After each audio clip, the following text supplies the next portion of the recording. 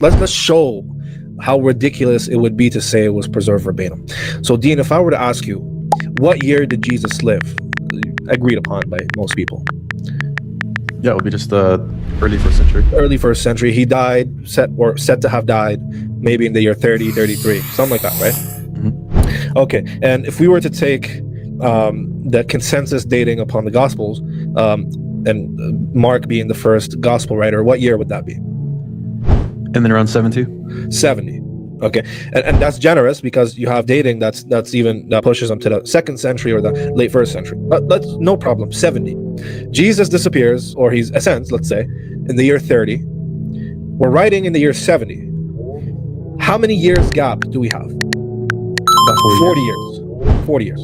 Okay. Under the hypothesis that Mark is a student or interpreter of Peter, as church tradition has him, Mark is following Peter around. Peter is connected to Christ. Where Mark is getting his information, he's getting his information from Peter, who is a first-hand eyewitness.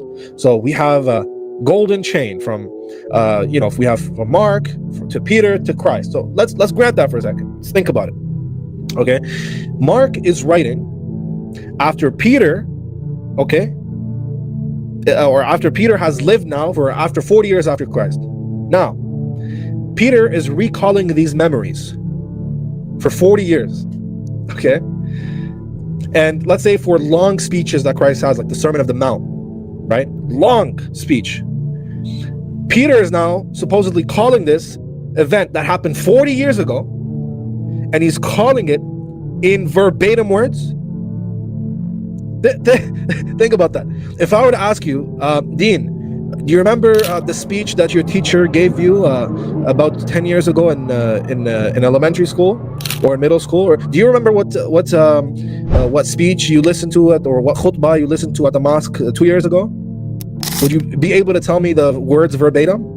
No way, and No, we didn't even make that claim about that hadith either. Exactly.